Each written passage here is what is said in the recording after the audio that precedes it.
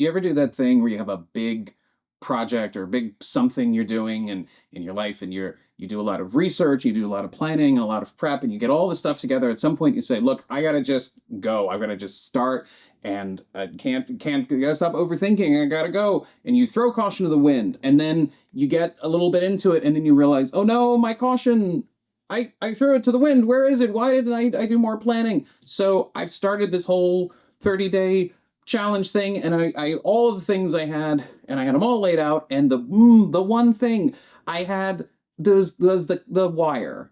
I had the wrong wire, because I have some new equipment, and it's the wire from the microphone to the camera, and it was the wrong one, and I didn't test it. And not only did I not test it, I had 2 whole days. I didn't test it, and then I recorded 2 days of me sitting here reading and doing the whole thing. I did the work. I read and I did the thing, and we'll get to it in a few minutes, but I did it, and there's no video. So, I mean, there's video, but there's no audio. There's literally it's not even quiet. It's like the lowest level of static possible. And because this is all just off the top of my dome, there's no script, and I can't fix any of it. So, but you know what we're going to do? We're going to make lemonade. We're going to talk about what I learned in those first 2 days. And before we do that, though, I want to talk a little bit. I thought this would be a good opportunity to sort of dig in a little bit more and talk about what is this whole SmartNote challenge thing that I'm doing? What is this reading thing? Why am I doing it? And give a little more background. You might be familiar with this already, but if you're not, and I want to talk about it a little bit more, because I feel like the real value, the real kind of experience of it doesn't quite come through a lot of the time in a lot of the literature out there, but it's a really, really interesting thing, and it's the basis of everything I'm doing with this challenge. So I thought, let's talk about that. So what are SmartNotes? Well, I first learned about it with this book here, which hopefully shows up. Yeah, I can see the glare. It's pretty good. So this is by an author by the name of Sönke Ahrens. I hope I'm saying that name right. I'm so sorry, man. I did buy your book, though, How to Take Smart Notes. And he is basing this off of the work of this is when things get really interesting, a mid 20th century German sociologist. How's that for YouTube algorithm bait? By Niklas Luhmann. And basically what the guy did was, in the shortest version of it, is he had a very, very intelligent, very sort of, call it extroverted, I guess, system of note-taking. What he would do is, unlike a lot of us, where we just sit down and we read whatever it is we read, and it's a lot of time, let's be honest, it's sort of like in one ear and out the other. Instead of doing that, he would take notes. He would take notes on little index cards, and he would sit, and if he was reading, like, I guess even like the newspaper, or, big academic journals or reports or anything else. And as there was stuff in what he was reading, that he thought was interesting or valuable in some way, he would take a note on it. He would write out the notes. And that was sort of the first step of the process. The second step of the process is, once he had done a certain amount, dependent, how long he would go, he would then go back and he would take those notes, take all his little individual notes, and he would consolidate them.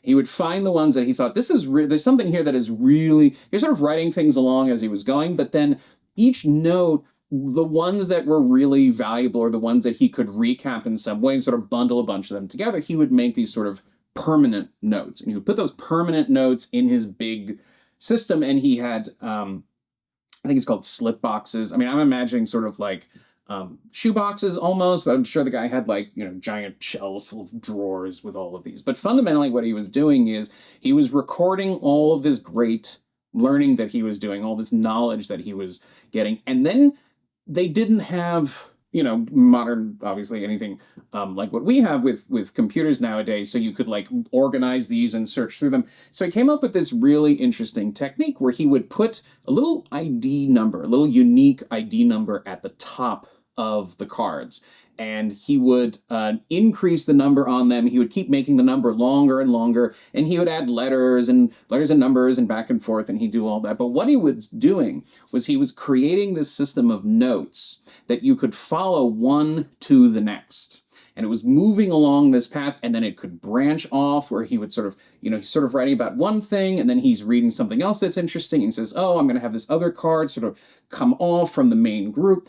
And over time, it wasn't just about taking the notes. The notes were important and valuable. We'll talk about that in a minute. But what happened over time is that he could take the notes that he would get from one book, and he could put he could, because he's using these numbering system, he could put the numbers at the bottom of the card or on the back of the card, and he could link them effectively. He could link them to other cards that he had already made. So some book that he read weeks or months or years earlier, it kind of reminds him of something that he's reading now. And as he's making those new notes, he's making those connections. So he's putting all of these things together, and he's getting this ever-growing network of cards and notes from different authors, different topics, all kinds of crazy stuff. And the thing about Luhmann, he was one of these like crazy, like off the charts people who was just the amount of output that the guy came up with, and from in all sorts of different areas, like really broad levels of interest. He just was able to produce a tremendous amount of stuff, and the reason is because of this system that he was using. Whereas the rest of us are just sitting and we just read books and we read it and we go, oh, I'm very smart now, I know this. He actually made something permanent out of it. And then Arons is here with this book. And this was the first book that I read. It really inspired. I knew a little bit about the system, but I went to get the book because I wanted to really understand more of it. And this was the first book that I read as part of my 30-day challenge when I first did this, because I thought, well, I should, this is the thing. It's going to teach me how to do the thing. I should read it first. And it's been really, really interesting because the benefits of this system, there are really three main benefits that I found and come up in here we really need to understand and talk about, so that we can look at the benefits that I've gotten. And again, I think other people should be doing this, even if you can only do this a little bit, even if you you don't want to make a big 30-day, do an hour a day thing like I'm doing. You can still use a lot of these techniques very easily and very readily, and I think you'll start to see a lot of benefit from it. So the first benefit, very, very important, is that you are going to actually remember all this stuff that you're doing, all of what you're reading. You are going to remember it better by taking these notes. Now, interestingly enough, this came up in another book that I read as part of the challenge, which I really, really can't recommend this book enough. If you want to understand how to be good at studying, if you want to get better at learning, if you have to do it, let me put it this way. If you ever have to teach anything for your job or any other context, I would really, really recommend picking this book up. It's called Uncommon Sense Teaching. We'll probably do, I'm sure we'll do more on this. We'll do a dedicated video on this. But what the book does is it explains a lot of really fundamental information about how our brains work, how our memory works, the different kinds of memory, our active memory, the thing that we're sort of always on and we're always sort of focusing on at any given moment, and how that differs from our long-term memory. Because what you really want is to get the books, whatever it is you're reading, whatever knowledge you have, you want to get that knowledge into the long-term memory. Because the active memory, the short-term memory, they're not the same thing, but we'll talk about that when we talk about the book. That's very fleeting. But the catch is that there's sort of an illusion that we create for ourselves that we know things. I'll give you one example. Have you ever had that thing where you're studying for a vocabulary exam in school or some other thing you've got to do, and you've got your sheet of stuff that you've got to memorize, and you look at it, and you look and look and look, and you read it again and again and again, you say it to yourself again and again and again, and you know it, and then you go and you sit down at the exam, and you have forgotten everything. That's because that technique only works your active memory. But if you engage other parts of your brain, you can get that active memory. You can take those memories from the active part of your brain and get them into that long-term memory. You can make those powerful memories in your brain of the information that you're gathering. Now, that's not what we're talking about today, but there's a ton of information about it here. But going back to SMART notes, why does this work? Why does it work for me so much? Instead of just sitting and reading a book and saying, oh, this is very interesting. And we're talking about, nonfiction here. Fiction is its own thing. Don't worry about that. But instead of just sitting and reading and consuming and allowing this information to sort of pass through your brain, and hopefully some of it you remember and some of it is going to last for a while, and you sort of remember, oh, I think I read something about that sometime. I got to go on my bookshelf and go find that book because I need something useful out of it. Instead of doing that, by taking these notes, yeah, you slow down. But you know what? I'm going to slow down and I keep in my brain, I'm going to keep so much more out of this book, even if I'm only going at like 20% at the same pace. By the way, I would say you go slower. If you've got like a nice quiet environment for yourself, you will stick with it. Like sitting and taking notes and really digging into these books instead of just like reading. I find it hard to just sit for an extended period. I guess my brain starts thinking, hey, I should be doing something. And the act of actually taking these notes scratches that itch for me. So that's the first thing that we get. Right. Just full on, all out. We get that benefit. The fact that we are sitting and taking these notes, we are engaging more parts of our brain. We're going to remember more. It's great. Great stuff. The second thing that you get out of it is if you use this technique, these smart notes, if you take them now, today, in the modern world, you don't have to do them on index cards. You could. In fact, I've done sort of a mixed model sometimes where I'll sit, I've tried it a few times, is to actually, or if I'm somewhere, if I'm away from my computer and I want to read something and I have index cards, I will write them down on the index cards and I'll do something like that. And then later I'll come back and I'll put it in my digital repository. Are we calling it second brain? I feel like most people call it second brain, but that's like a copyrighted term. I want to be careful about that. But the second benefit of this is probably the one a lot of people think of, is that you get to keep with these notes, and by digitizing them, by putting them in something like Obsidian, which is free. It's real free. Just want to be clear about that.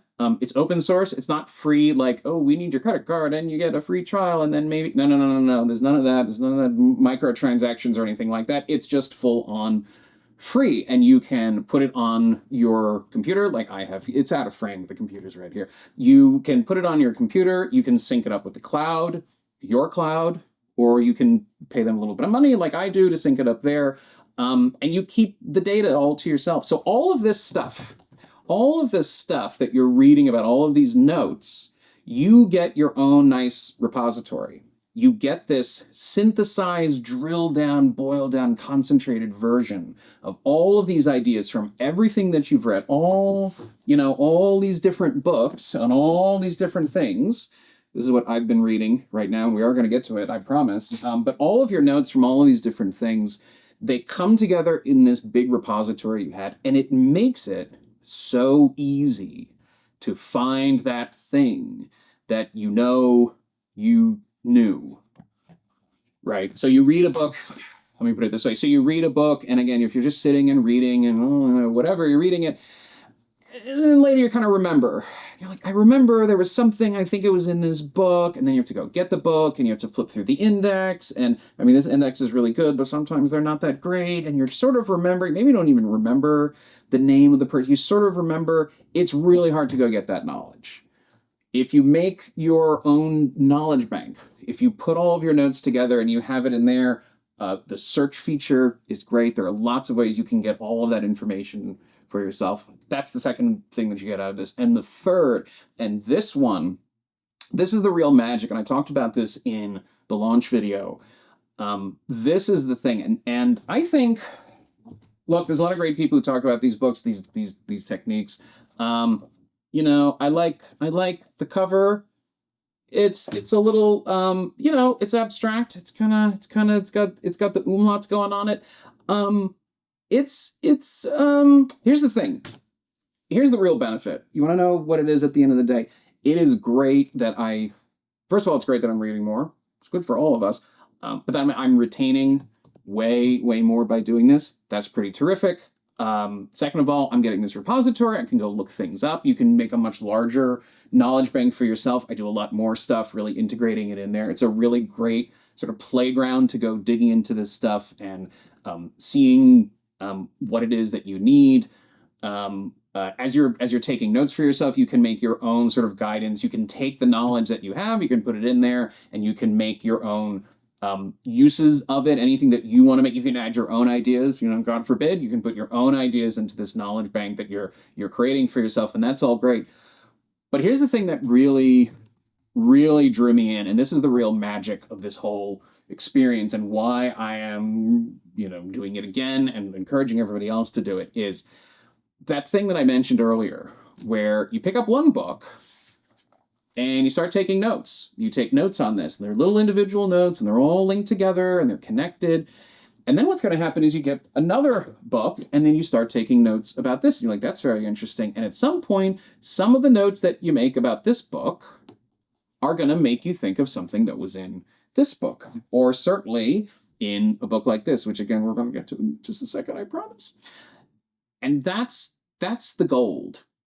That's the real benefit that starts to happen out of this, is you will start to notice, because in part, these are your books. These are your things that you're interested in because you're interested in them, and you're making your notes for you personally. You will find these connections. You will think of these connections, and you'll start to make them. And by doing this, just by reading these books and making these notes and putting them in, even if you don't have a particular goal in mind, even if you're not thinking like, oh, I want to read this now because I have to do a thing exactly on this for work right now, or my, I don't know, home D&D game, or whatever it is that you're doing, whatever.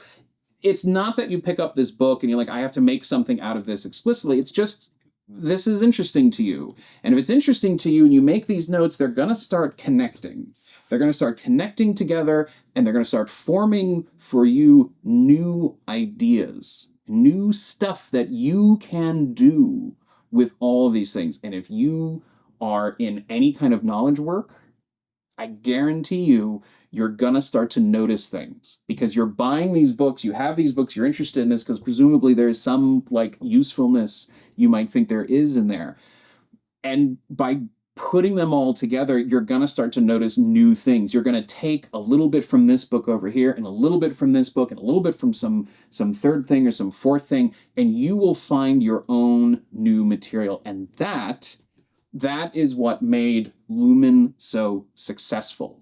He wasn't reading all of this stuff because he knew, oh, I need to go do this. I need to go do this paper. I need to go research this particular topic because I have an idea and I want to do it. He was reading things, and he was putting these notes and these ideas into his own system.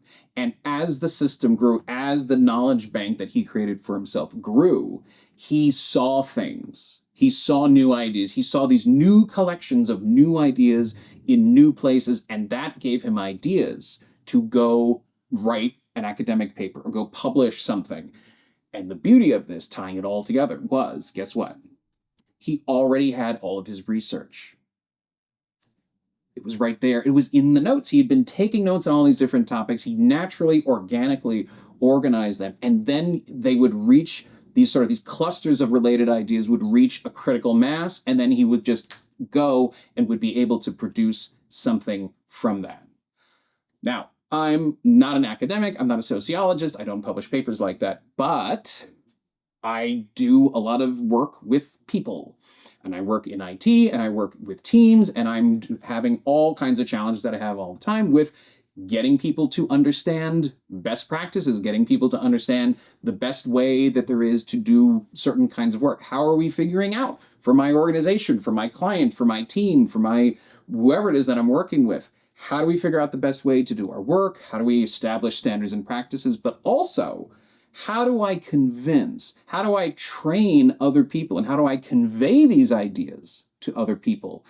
And then how do we actually make it work in real life? Because at the end of the day, there is all of this great, I think we often all have this, there's all this great, book learning we can get. There's all this great stuff and great processes and practices and stuff that we should do in the abstract, but we got to do it.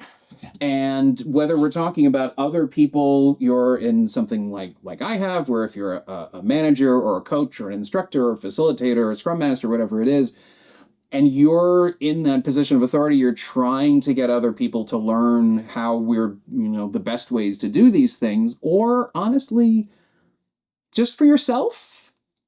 Like maybe there are things you want to do for you. Maybe there are behaviors that you need to adjust. There are bad habits you want to get out of. There are good habits that you want to get into. There are cool new techniques. And, look, hey, productivity YouTube is loaded with this stuff. There's all kinds of great ideas that we should all be doing all the time. And it's hard. And the thing about that is the more I do this, the more ideas I get for making these things work. The more ideas I get, and we're gonna see it now in just a second when we dig into the map for procrastination.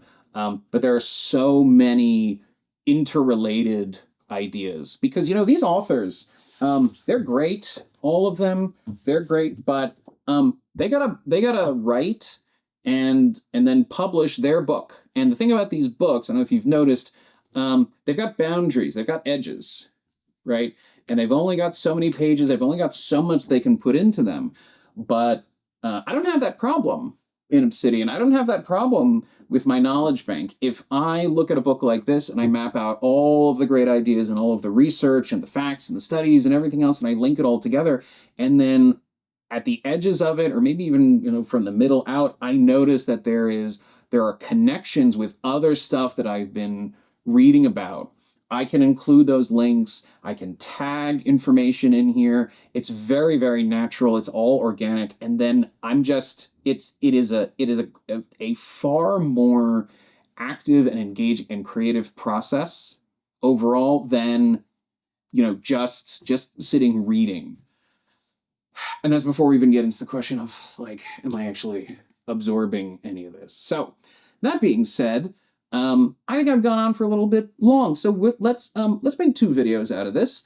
I'm gonna jump ahead right now in just a second. We're gonna talk about what I found out for these first couple of days, because this this went too long, but YouTube is free, so I'm not complaining about it. So we're gonna go to another video. I'm gonna talk about my process, some of the specifics of what I'm doing and what I learn in the first 2 days of reading of my 30-day Smart Note Challenge. And I was reading Procrastination by Fuchsia, and I think it's Sirah.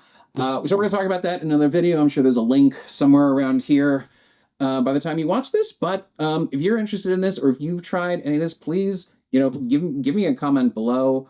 It helps me think that maybe I'm not a crazy person sitting here talking in a room to myself, talking about taking notes of books. So we're going to jump over to the discussion now, but otherwise, thanks so much for watching and have a great day.